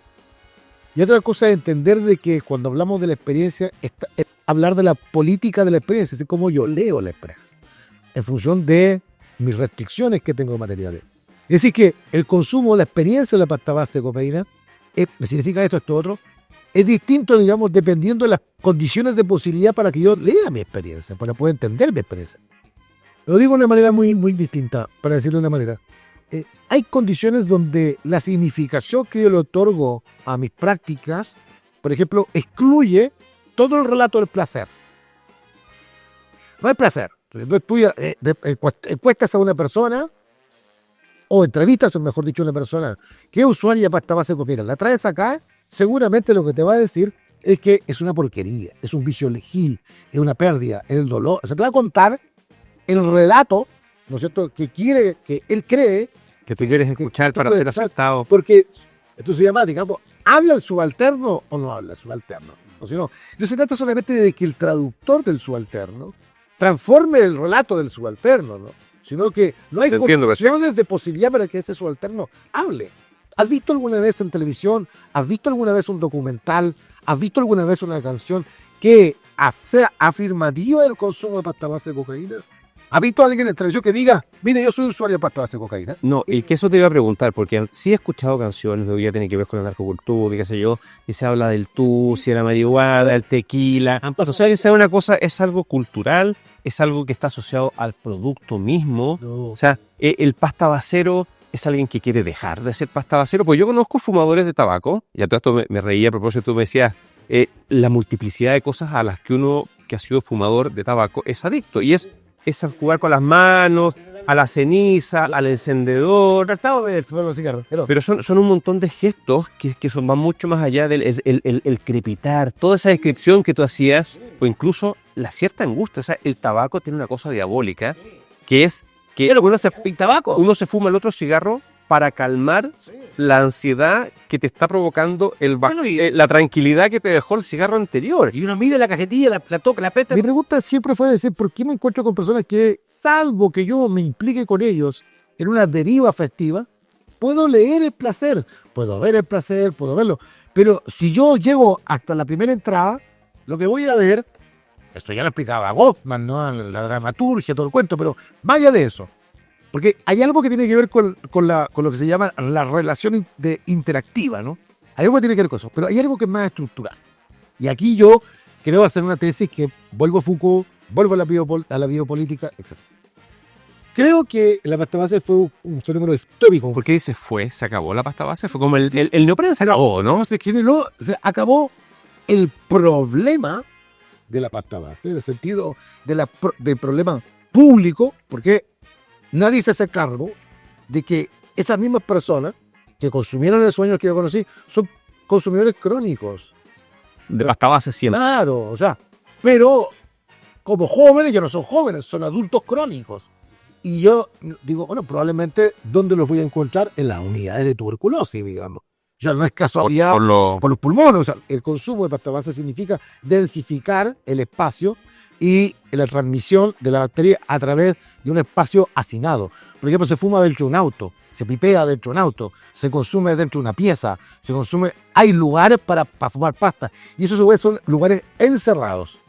Y por lo tanto, la tuberculosis también tiene que ver con condicionantes ambientales, digamos, ¿no? Con determinantes ambientales. Y los determinantes ambientales son hacinamiento y pobreza, digamos. La tuberculosis es una posibilidad. Y estos espacios estamos hablando de espacios de pobreza y hacinamiento. Mírate los datos en Chile, No, son asombrosos. de crecimiento. Estamos Impresionante. de epidemia. O sea, Yo sí lo he visto, pero sí, no, es brutal, es brutal. Siempre he soñado con esto, con hacer una etnografía en unidades de tuberculosos, digamos. Porque creo que me voy a encontrar con muchas sorpresas. con gente conocida, así con... Y una pregunta que yo me hacía continuamente es ¿por qué no hablamos del placer? ¿Por qué no hablamos de esto? En Chile, el pastabacero significó, a mi juicio, y así se construyó también social, política y culturalmente, se construyó como el caído, digamos, de la caída máxima. Eso. Perdedor. Eso. O sea, si hay un huevón Lo último. lo último. Por eso está la pastabas en la mierda, en la basura. Y el tipo que se fuma esto también, pues, weón, es un perdedor, no trabaja, no hace nada, está perdido. O sea, No es la pastillita, la fiesta electrónica del barrio alto. no vamos a normalizar la pantalla de cocaína, jamás, pero sí normalizamos el consumo de drogas sintéticas, ¿no? Porque decimos, con el fin de cuentas, este tipo se lo mete el fin de semana, y en la semana funciona, está a las 9 de la mañana en la empresa, pero un pastabacero.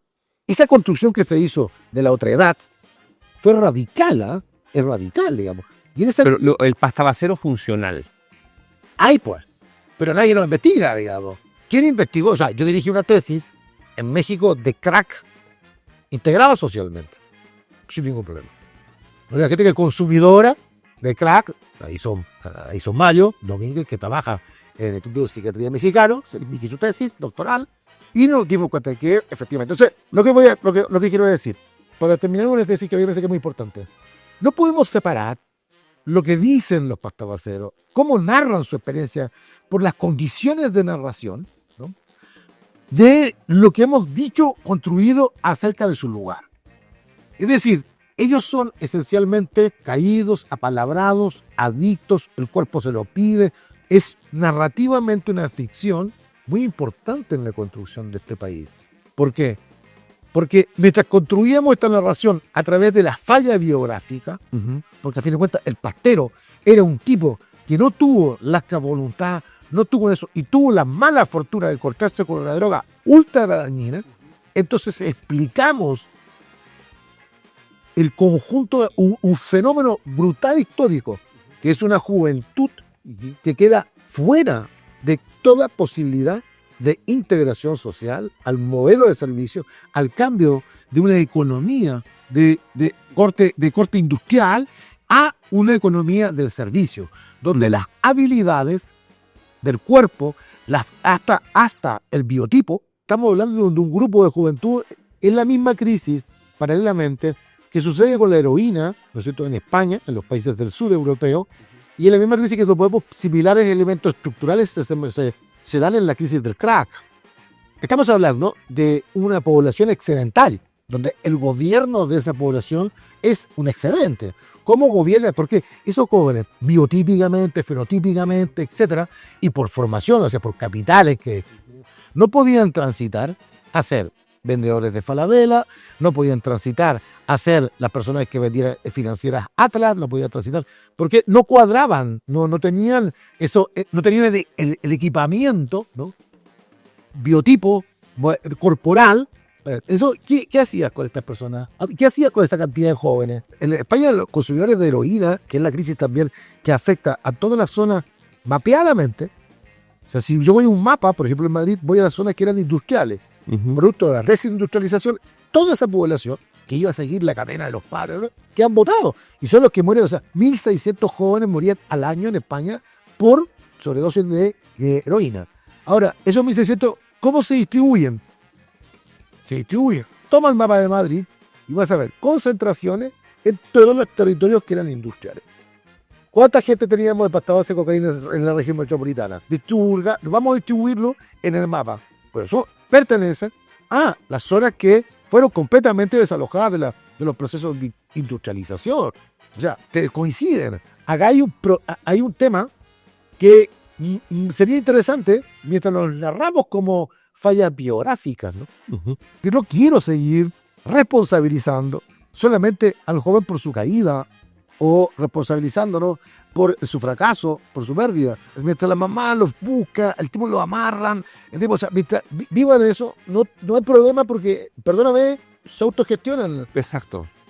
Como los pobres, como la gente de los campos. Vivimos una pandemia con una caja de alimentos. Bueno, pues lo reinventamos, ¿no?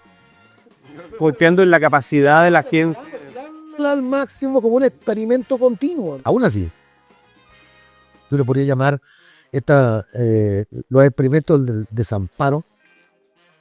Es tan bello esto, y esto es lo más bello, ¿no? Por eso a uno le gusta seguir también ahí, porque, bueno, soy teratólogo, pero no me interesa la muerte, digamos, no soy ahí sepulturero, digamos, ¿no? Me interesa precisamente la vida en esas condiciones, porque pese a esa situación que es desamparo, te encuentras con temas de afirmación, temas de sonrisa. Imagino. Pasarla chancho también. O sea, momentos luminosos, gestos nobles. maravilla. Personas generosas. Pero que sacáis.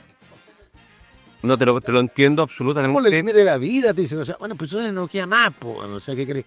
Pero sí es cierto que me hubiese gustado mucho más, digamos, que fue ya mi experiencia por la heroína, digamos, con los yonkis, digamos, en España. ¿Las que estuviste trabajando en ese grupo? Sí. Trabajé muchos años con ellos porque trabajé en dos grupos en España. O sea, efectivamente has trabajado todos los modos, pues, todas las basuras, experto. Y bueno, con los yonkis es mucho más interesante en el sentido de que, por ejemplo, promovimos, digo porque en la organización donde yo trabajaba, la organización de los, por ejemplo, ellos crearon, ¿no? Pero con nuestra ayuda, la asociación APDO, que se llama, que son de pacientes dependientes de opiáceos. O sea, los movimos también para eso. O sea, yo creo que para allá va la historia, ¿no? Para allá, hoy día, si pudiera hacerlo, lo haría allí, porque creo que precisamente estos saberes, su alternizado al mismo tiempo, hay formas, digamos, de anular políticamente también. O sea, siempre cuando tú te miras al otro y lo victimizas, hipervictimizas, y lo ves solamente como un efecto, un producto, digamos,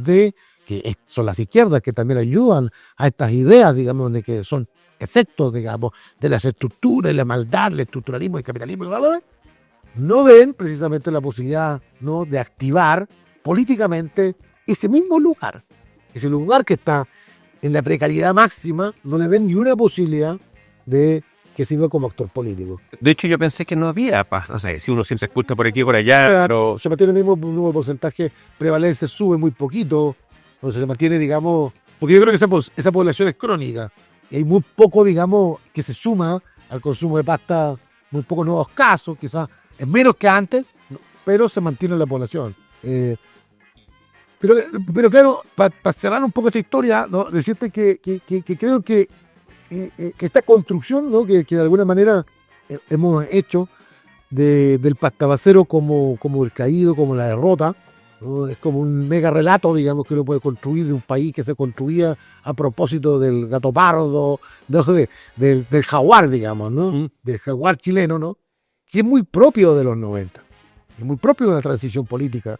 Es muy propio, digamos, de un país que intenta, para mí siempre ha sido como mirar como la LEF, ¿no? Mirar desde un lugar donde veo muchas otras cosas.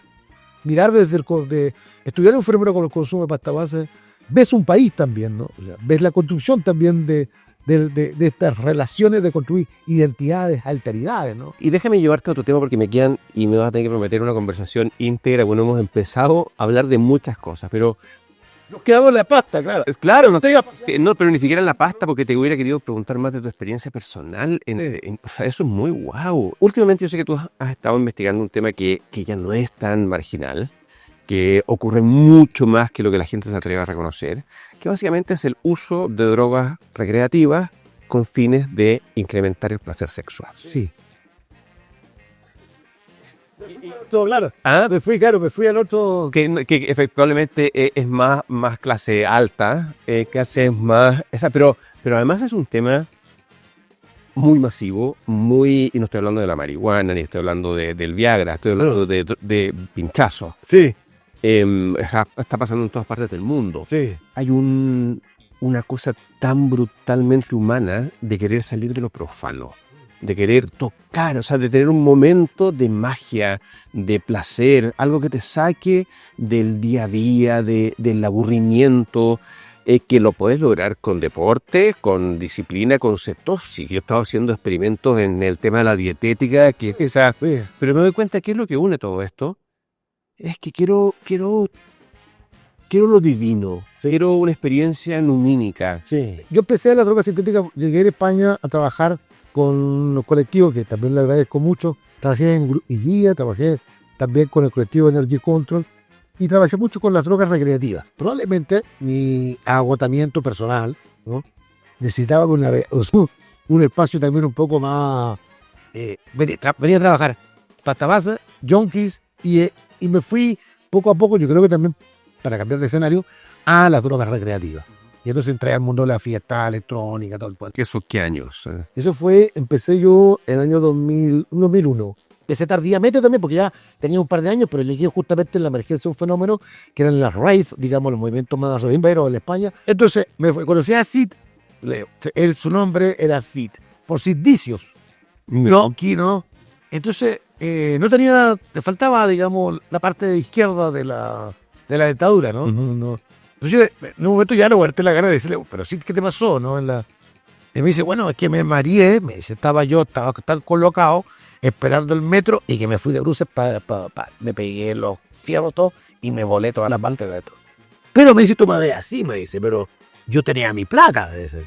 ¿Pero qué pasó entonces? No, me dice, pues duermo un cajero. Duermo un cajero, me dice, entonces yo llego a mi cajero, pongo mis cosas, ¿no? Y entonces puse mi vasito de agua, me pasé mi placa, me la puse. Y el día siguiente desperté y me la habían robado.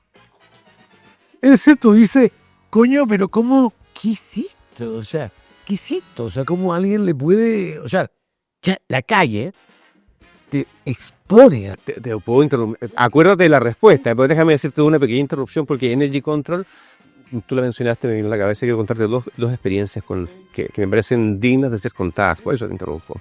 La primera es haber ido a esa época que alguien me dijo que existían las fiestas electrónicas y había un puesto de Energy Control donde habían 300 tipos de pastillas distintas. Frankenstein, el Tesla, no era el Tesla en ese momento, pero eran... y te decían, ojo, esta azul que tiene tal signo, el de Spin, Claro. y te decía, a ver, no la tome porque tiene otra cosa y que si usted la toma, probablemente va a terminar siendo violada. Sí. Esta no va a terminar siendo violada, pero probablemente o anula los efectos de los anticonceptivos. Entonces, no es una cosa menor tener información. Y la campaña era Just Say No, como se lo comentaba a Claudio Venegas, no como con K, como yo, o sea, esto de simplemente di no está funcionando, es como la propuesta del celibato hasta el matrimonio, no estaba funcionando para prevenir los embarazos adolescentes. Pues respuesta muy importante, porque allá nos vamos al tema de la reducción de riesgos y daños, pero fue muy importante porque lo voy a ligar finalmente con el tema del chemsex, para explicarte algunas de las cosas de la experiencia. Pero es muy importante lo que tú me estás contando, porque cuando ya no... Hay un tema que tiene que ver con el daño, ¿no es cierto? Que en el daño, por ejemplo, la población de pasta base, los yonkis, todo. Pero hay un tema también que tiene que ver con el riesgo, digamos, con gestionar un poco la probabilidad de cosas que eventualmente te puedan comer. O sea, el daño está, ¿no es cierto? El daño tiene y te requiere reparación. Y el riesgo es una dimensión distinta, porque precisamente es adelantarse a la probabilidad de que tengas un efecto dañino. Uh-huh. Y eso, en Chile estamos bastante lejos de eso. Pero en España yo entré a Energy Control al año que se había formado, ¿no? Entonces soy de los veteranos de viejo también, en mi edad, éramos en ese entonces, y todos estos eran 12 personas que éramos más que eso, pues ya hoy día es una cosa ya internacional. Y había algo que era importante porque lo que estábamos observando era que en todas las fiestas, pues, era obvio que había mucho consumo. O sea, obvio. Obvio. O sea, nadie va a bailar, o sea, es parte, o sea, se había normalizado porque había mucha producción de éxtasis en ese momento, que era el momento del apogeo del éxtasis. Pero otras cosas más vinieron después, ¿no? La vitamina, otras cosas más. Pero ese entonces era el éxtasis, digamos, lo que... Y en eso entonces lo que encontrábamos era que, obviamente, no había éxtasis en rigor, digamos. Todos querían ser éxtasis, o todos se vendían como éxtasis, en el fondo. Ahí no era. No, muchas sustancias. O sea, de hecho, por ejemplo, en el Sonar, el gran festival de música electrónica en Barcelona, nosotros poníamos un stand de este tamaño, Uh-huh. ¿no? de este estudio. Y nos encontramos hasta medicamentos que por el hecho de tener un logo, o sea, un troquelado, se vendían en la puerta como éxtasis. O sea, encontramos con medicamentos directamente, no tenían nada, pero nada que ver. Entonces también poníamos todos los letreros a alertarlos. No podíamos exponer a nuestros padres, digamos, a la suerte. O sea, podíamos minimizar un poco el que el factor azar marcara nuestra experiencia, incluso pudiéramos, digamos, tener. Déjame contarte la otra experiencia con el Energy Control que pasó como abogado, una familia. Sí. Estaba con uno de los miembros de su familia con problemas y me pide algún tipo de asesoría y me dice, ¿qué es esto que está consumiendo? Yo también en mi ingenuidad diciendo, yo no lo sé, mandémoslo a analizar. Y dije, en Chile lo mando a analizar y me meten preso por traficantes. O sea, no me lo dejen ni siquiera en mi casa. Esto, porque es un problema que tenemos en Chile. O sea, la gente no puede saber. No. O sea, es un tabú. O sea, esas cosas es preferible mantener en la sombra. Y lo mando a Energy Control con las instrucciones de la página, en un sobre cerrado, etcétera, etcétera. Elija un número, manda un correo, etcétera. Le pedí a la misma familia que lo hiciera, porque yo estaba paranoico. No dije, no quiero meterme en problemas. Pero la respuesta fue 40% cocaína, o era lo que estaban vendiendo, 40% cocaína, 14%, o sea, 40% cafeína, 14% cocaína, el resto levodopa. ¿Qué es eso, güey? Puta, y esa es la complicación que tenemos. Que es un tema que... y otras cochinadas, pero ese era ¿cómo se dice? Perdón, no puedo decirlo. Levinazol. ¿Ya? Levinazol, sí. Ya, vale, esa palabra me cuesta decirla. Es un antiparasitario. Pero mira la cosa, mira lo grave que es, ¿eh? Porque suena como, bueno, pues un antiparasitario le mezclamos, veneno de rata. No, es un antiparasitario. Lo que pasa es que tiene un efecto, da el uso, la presencia crónica que tiene, o sea, de larga duración, mediana duración, en el tiempo que tiene en la cocaína, produce una inmunodepresión. Entonces, siempre tú te vas a ver con que la gente que consume mucha cocaína tiene mucho granito, se aparece más. Te puedo demostrar que estoy limpio, o sea... Pero yo pensé, pero eso me vieran. Ya. No, entonces te produce... Pero claro... ¿Y por qué lo mezclan con eso y no con harina? Porque te sube. Produce un claro. O sea, toda claro, acá hay un tema muy importante.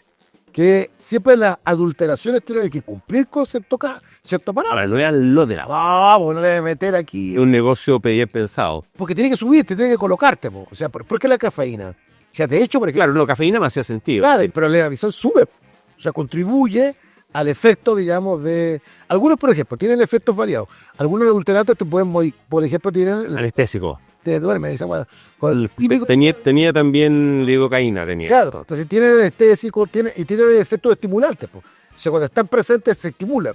Entonces no son, porque no le podrían meter benzo. Si le metierais benzo, no va a tener producto. El producto siempre tiene que estar contribuyendo al efecto, digamos. No puede anular el efecto ni neutralizarlo para rentabilizarlo.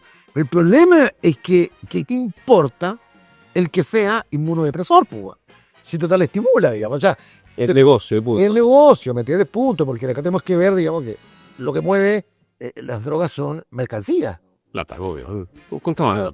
Sí, y se mueven en el orden de ¿qué te importa que yo te venda algo que dice Adidas cuando es falsificado, pues? Ya estamos muy random, pero a propósito de las Adidas, ¿has escuchado algo del LSD chino? Sí. El LSD chino le dicen... A propósito, o sea, que básicamente yo para conversar contigo estuve... Después te voy a preguntar del chemsex. Vamos primero el LSD chino, después te pregunto chemsex. Entonces, lo que va a pasar acá con el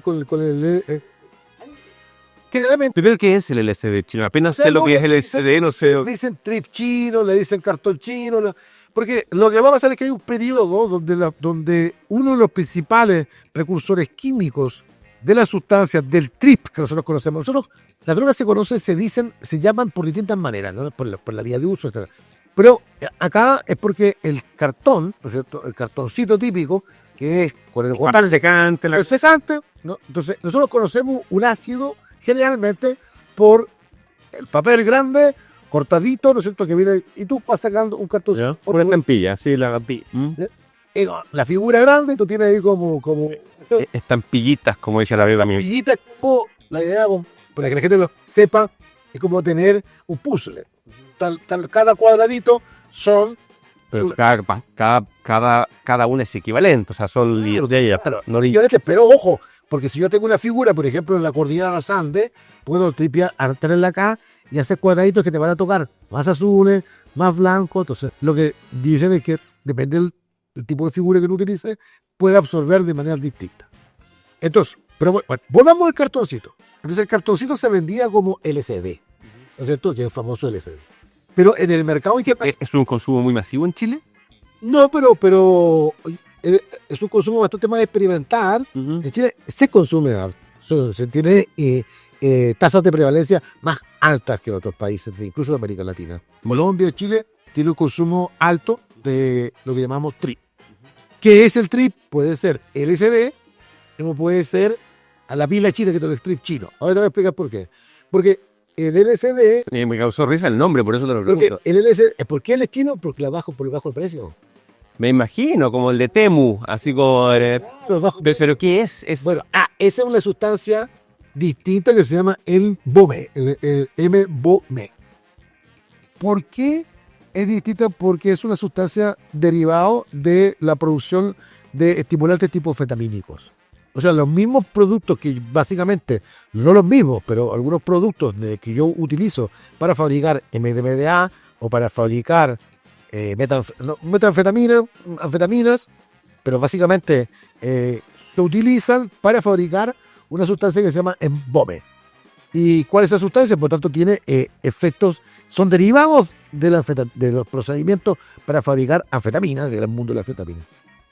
¿Qué significa esto? Que no tiene nada que ver con los procedimientos químicos para llegar al LSD. Y por lo tanto, dieron con una producción química de algo que te produce un golpe alucinógeno cercano a lo que era el LSD, más sucio. No sé, con cardiotoxinas, aceleración. Y con una duración que yo me quiero morir, digamos. ¿Pero cuánto? O sea, ya el LSD te puede durar 10 horas. 4, 6 horas, pero con la intensidad muy distinta, porque la dosificación que tú haces, generalmente dice, tómate un cuarto, tómate la mitad. Eso fue un clásico en cualquier cartón. No te tomes nunca un cartón completo, pártelo o vete por cuartitos, ¿no? Uh-huh. Estos cuartitos que tú tomabas de embome son distintos al cuartito que tú tomabas en tu tradición de consumo de LSD, porque algunos de los precursores del LSD aumentaron de precio mucho, y por tanto consumir un cuartito, o sea, consumir una estampilla, comprarte una estampilla de LSD, era muy cara, 25,000 pesos, 30,000 pesos. El acceso a esta otra estampilla era súper barata. Entonces, pues, lo que se empezó a consumir en Chile, creyendo que era el LSD, fue mucho el fenómeno que paranoia. Y eso generó que mucha gente tuviera muchas experiencias desagradables. O sea, desagradable. Eso tuvo la gente que quedaba realmente con crisis de llanto. O sea, yo vi personas con la experiencia que bájenme de esta historia, digamos. Porque visualmente no es una experiencia limpia en el sentido... Las drogas tienen, perdón que lo diga de esta manera, calidad. O sea, calidad. Hay drogas que son trabajadas porque las curvas, por ejemplo, entre 1,000 personas más margen de seguridad. Sí, claro, por supuesto. Hay una persona que tú dices, 1,000 personas tomaron esto, 1,000 personas... A ver, el agua tiene margen de seguridad, cualquiera de las aspirinas. Reaccionan de esta manera. Por tanto, el factor idiosincrático es menor. Por tanto, la variación que hay de persona a persona tomando esto es el 3%. Pero hay drogas que tú dices, la variación de persona a persona son 80%, o lo tanto, 30%. Por tanto, la tasa de probabilidad de que yo reaccione mal es altísima. Y eso es lo que va a pasar con muchas de las sustancias que son de bajo costo, de las drogas, digamos, que llamamos NSP, nuevas sustancias psicoactivas, que son ya de... Claro, para cambiarse la lista de prohibiciones. Pero también eso es una cosa, pero otra cosa es porque rentabilizan su producción. Entonces hay producciones que se rentabilizan, se parecen a pero te provocan... Oye, antes de que se nos acabe el tiempo, pero esto tiene que seguir, pero háblame del chemsex o la... ¿Qué se usa? ¿Cuál es? Porque mira, yo he escuchado médicos que me dicen, mira, si los afrodisíacos no existen, es mentira. Y dices, qué raro, ¿por qué escucho el chemsex? O sea, el chemsex parte más o menos del 2000... Es un fenómeno, ¿no es cierto? ¿Qué es el chemsex? Principalmente alude al uso de sustancias químicas, pues, legales e ilegales, para la mejora de la performance sexual, principalmente en escenas no tradicionales, o sea, no es el sexo en pareja, sino en escenas más lúdicas sexuales de carácter grupal. O sea, partuce, orgia, fácil, Orgia. claro, ya. Principalmente practicada por hombres que tienen sexo con hombres y en particular en el mundo gay, digamos, ¿no? ¿Y eso no se da igualmente en los mundos en los mundos hetero, por decirlo así? ¿O porque son las mismas sustancias? Son la misma sustancia, Alguna. pero claro, pero lo que tu pregunta es bien interesante porque de alguna manera, ¿por qué aparece como tema de interés? Como tema, una cosa es la práctica cultural y otra cosa es cuando esto se problematiza y se hace un problema. Te entiendo Se perfectamente. constituye como problema público a propósito de que se le asigna, digamos, un lugar significativo en el incremento, en el momento en que empieza a incrementarse nuevamente la transmisión del VIH. Hoy ya todos sabemos que esa práctica se extiende mucho más allá del colectivo, de ese subgrupo, colectivo hombres que tienen sexo con hombres, población gay o bi, sino que también está, digamos, siendo adoptado o reconocido como O sea, que además es estadísticamente mucho mayor en cuanto al número. O sea, que si la población hetero empieza a jugar con eso, Es cierto también de que en la población gay se da, voy a hablar de hombres que tienen sexo con hombres, porque me parece mucho más misterioso. por supuesto. Aunque políticamente se a veces, o sea, aunque el rendimiento cultural y político que uno puede hacer cuando trabaja, digamos, la cultura gay, puede ser mayor, digamos, también, ¿no? Lo otro difumina un poco. Es cierto de que con el efecto del TAR, con el crecimiento de los tratamientos, pero sobre todo con la aparición ya de los tratamientos de preventivos, digamos, con los tratamientos médicos preventivos, a través de PrEP. la PrEP, Ya. ¿no? A través del consumo ¿De cuándo? Yo me enteré hace una semana que existía. de años. ¿Y qué tan efectivo Que es? sí está probado, digamos, que... A ver, Pepe, para entender bien, por si no estoy equivocado, el PrEP es básicamente una pastilla que tú te tomas antes de tener conductas sexuales de riesgo y te elimina casi a cero el riesgo de contagio. ¿Eso es? Eso es que complica un cierto protocolo, digamos, es para evitar la seroconversión, digamos, ¿no? Entonces, porque Oye, ¿tú sabes lo que los lacanianos llaman escanciar? el corte. Vamos a escanciar acá, porque estamos súper pasados, pero, o sea, obligados a seguir conversando, porque esa... Sí.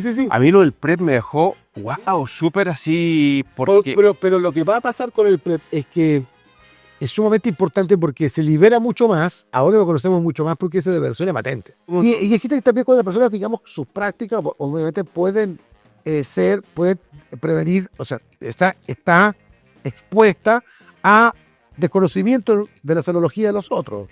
Tú no le vas preguntando si el otro es positivo o negativo. Por supuesto. ¿No? Entonces, esto, por lo menos, creo que eso... Y te pueden mentir también. Y se puede... Obvio. Y, Sí. ¿me entiendes? O sea, entonces tú puedes ejercer, digamos, el cuidado del otro y el cuidado de sí a partir de esto. Y también existe, o sea, ya hay esquemas para poder tomarlo. Tú lo puedes tomar de distintas formas. Se puede tomar incluso, pero ojo con esto, mira. La PrEP también se usa para mujeres. Mujeres para que no tengan seroconversión. Pero absolutamente, para que entiendan la representación cultural como opera, lo creemos nosotros que solamente se ocupa para los hombres que tienen sexo con hombres. No, pero esto da para mucho más largo. O sea, primero, oye, gracias A ti. por dedicarte a estos temas. No, yo también. Sí, tú sabes que, mira, uno de los sentidos de este programa es parte de la base que a los seres humanos nos gusta conversar, reírnos, pero aprender. O sea, cuéntame lo que me está... Cuéntame.